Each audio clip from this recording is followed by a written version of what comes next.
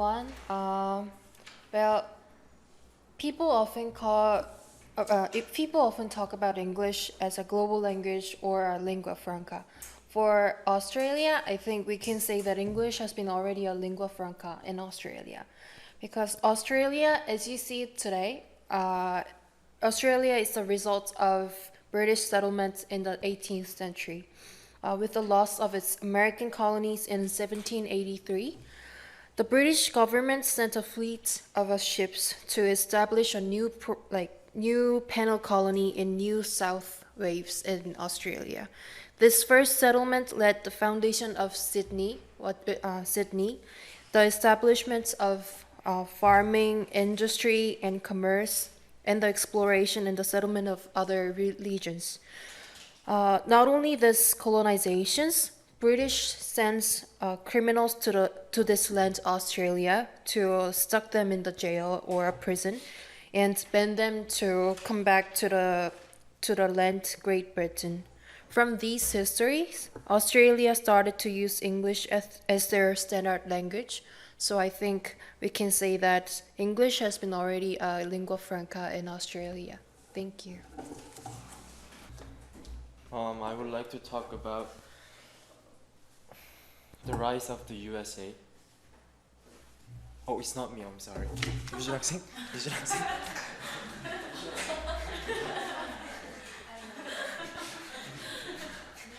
I'm sorry.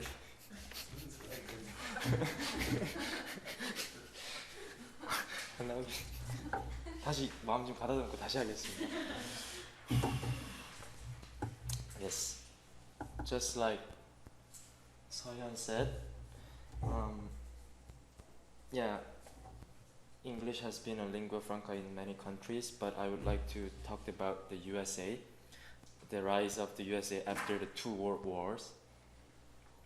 I think while Europe was rebuilding in the years after 1945, the USA has boomed. It's saying that USA is uprising. And obviously American business picked up where the British East India Company had left off centuries before, and taking English around the world as a language of trade. So this is talking about the business. And the influence of the American business combined with the tradition of English left around the world by the British Empire have made the English the number of one language of international trade in the 21st century. So it's all of the world top business school teaches English. And English is now the most widely spoken foreign language in 19 of the 25 EU member states. So yes, I think English is the most widely spoken foreign language, so it's already lingua franca. And not only this business is affected English as lingua franca, but the cultural legacy of the post-war dedicated the, also very important, the growth of English as a world language. And so the USA provided the soundtrack through rock and roll, jazz. So this music cultural thing also affected English as lingua franca in the USA. And it was just an American music that brought English into the world. But yeah, British bands including Beatles and the Rolling Stone, Led Zeppelin also influenced English. So many people started to know more like English is the worldly used language. Yes. And yeah, this is all that I want to talk about. Hello, my name is Eugene Lo. Today's English, I think it's accumulation of all the events, historical events. I can't pick one event, but still, I mean, like no one event is a minor role, has took minor role in today's English. But if I need to choose one, I'm going to choose American independence. American independence, let's ask a question to ourselves. Is it because English is a British language, we are using English as a global tongue nowadays, or is it because it's a language of America? The latter is closer to the correct answer. We use English as a global tongue because it's American language, it's because of the American power. So I think American independence, it's the key factor, key event to today's English. Let me tell you about American independence. It's when Pilgrim Fathers moved to the new land from Britain, and then there was in 1776 there was Declaration of Independence, and from then they had formed their own version of English in America, and that American English is the language we use nowadays as a global language. So I think American independence it's the most important event in English history. Thank you.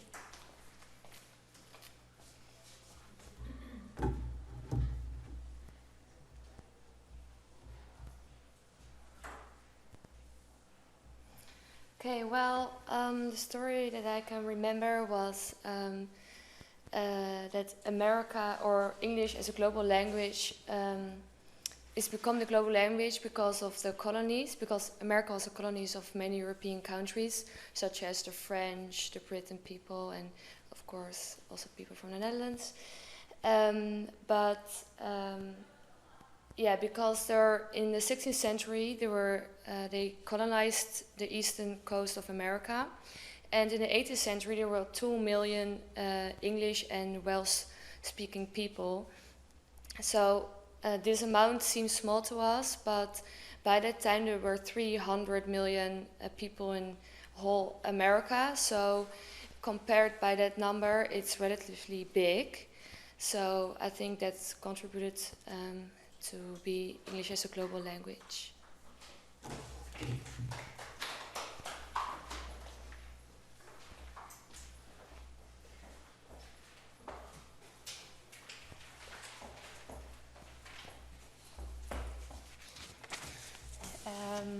Well, I'm gonna tell you the story of trade of English that moved from Britain to India. The East India Company was established in India by London merchants in 16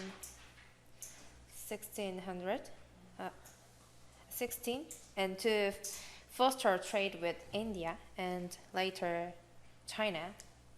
And British involvement with India at a governmental level really began in 18th century. And what had happened, a commercial project slowly turned into imperial one, and then booming trade in the language, English language. And 1835, one political proposed that the education of group of Indians so that they became English in taste, in opinions, in morals, and in intellect.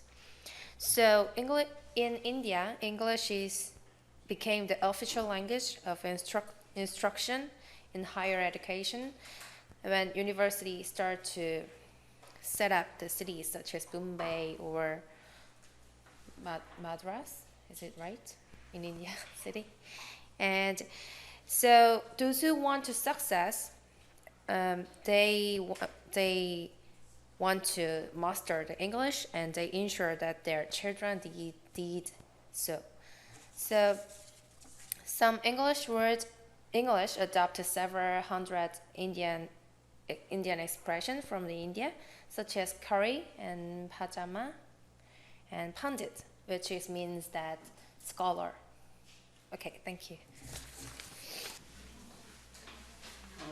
Hello again, guys. This time I'm actually really surprised because Hyung-Young, who was sitting next to me, actually has the same topic as me. I usually, because I'm sitting next to her, I usually ask Onni, what are you doing? So and I try to avoid the topic, like covering the same topic. But this time I didn't ask, and she coincidentally covered the same topic, but both of us not knowing. So I'd like to talk about the English history traits and influence of Indian English. I've been to India twice personally, and I think that Indian English has special characteristics. So I decided to look at the historical traits behind their unique English style. So as Hyungyong mentioned, in India, the East India Company was established, but unlike Japanese, who forced Koreans to use Japanese only during colonization, East Indian Company and British people didn't force Indians to use English. But it's just that since that there were many British companies being established, it was easier for Indians to learn English because their boss were British and they needed to speak English at work to make better money.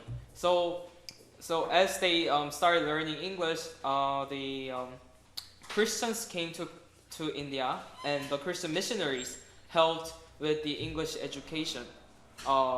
At first, Indian like people and Indian government wasn't happy about it, but India is a country of diverse religion and culture. So like soon English became a part of Indian language as well. And as far as I know, India already has over 20 official languages, and that's not including unofficial regional dialects. So it was already very difficult for Indians to communicate. And also most of those regional dialects regional languages have very complicated writing system. So their illiteracy rate was very high. And after English was introduced and taught in school, more people started learning English, and their illiteracy rate went down significantly. And even now, because India is more like a small continent rather than a single country, people from different regions of India speak in English to communicate with each other.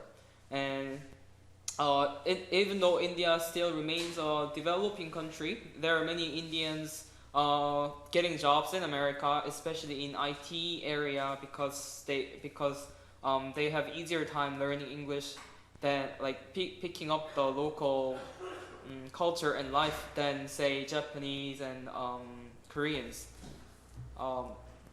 Also, it's very common for Indians to study in textbooks that are published in Britain, and as Hyungyong said, that there are many words that British people brought back to the UK from Indian language.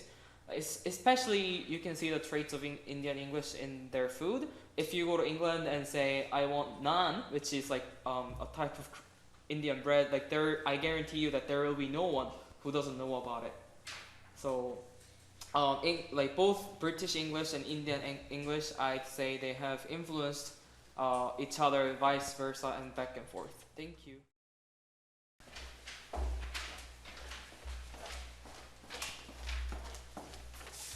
Hello. As Tawan said, coincidentally, I'm also doing the same topic with Tawan and Hyungyong, but I rather choose to explain about the process of English spread and why it was so successful. The speaking English in India was first started under the British Empire. The East India, as Hyungyong said, the Company of London merchant founded in 1600 for monopoly of trade in Orient. The British Raj, which means rule or governor, was formed and promoted English institution for India because they thought that it would be more efficient to work their companies. So even though Indians are not the native speaker, they are speaking English really good because also the Indian government, they designated English as a bilingual thing with the Hindi and English. Because the Indian situation that they have more than 20 official languages in India, it is hard to unify and communicate each other. So that's why I think they choose English as a bilingual language because it would be much more efficient for communicate whole the world. So the Constitution of India, actually it says the English usage is used in all the important official things and important purpose. So you see that I said Hindi was another bilingual in India, but the Hindi user only counted for 14.5 to 24%, which is not that much. So this designating English as a bilingual actually help them to unify language, and that's why it spreads well. Thank you. I was wondering, why did America used English as the main language for America? And I guess it's because most of the people in America at the time was from Britain. Is that right?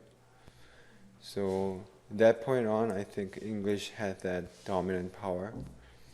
And as I said before, I want to mention something about World War I.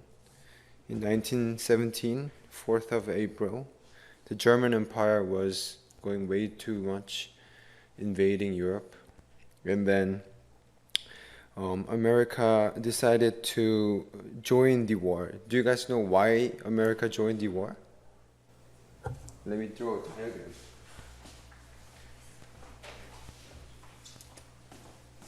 This is Europe, right? This is England, right? This is America. This is Germany. German and England, and in World War I, they were fighting. At the end, what they did was try to hide in a holes. This is England, this is France, this is Germany. Nobody was coming out from the hole. They were just hiding in there. And all the equipments, food and everything was coming from America to England, and this going to here. And then what German did was, let's attack this part, or this part, to stop what's coming from America, so that England doesn't have any supplies to take care of themselves. So what they did was put some submarines, and they killed everything that went from America to England, England to Europe. And then coincidentally, in here, a ship was broken down. In this ship, there were several Americans. This alerted America, because why the hell are you touching our people? That's the thing that America was so mad about, so they decided to join the war. I think this First World War I is very important for English because, and of course America and the allies, they won, right? In here there were Britain, France, and America. These three countries after the World War I, they were so dominated in the world. So I think this historical event is very important for the development of English. Thank you very much.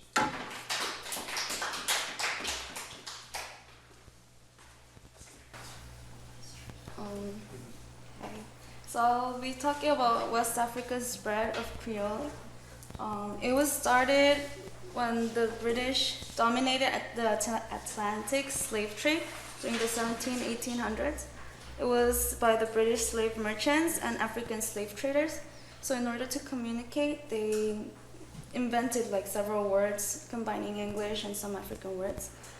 So it started in west coastal areas, and then it rapidly spread into the inner part of Africa. And soon they started mixing, like having babies. So they started using this language. And the reason why I chose this event is because we see how certain events like this facilitate the spread of English. We see this happening in the Americas and also in Europe. So this helps us understand that these kind of events serves as a factor of why English is like a global language.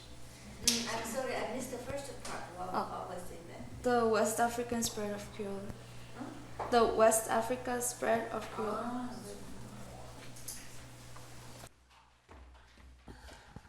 Yeah, that was very good, very interesting. First of all, Liz Haihan, she was talking about Australia, so it's very interesting for us to remind that it was actually convicts. It was the first settlers in Australia. Maybe that has something to do with Australian culture. They lived very flat because the first group of settlers in Australia was those people who used to be in prison after their rebellion failed. So that was very interesting. And second one was 우리 동구. 동구 was talking about the importance of U.S. leadership, U.S. rise as not only as a political leaders, but also its strength is sitting a wide variety of cultural legacy and economic prosperity. Very important point.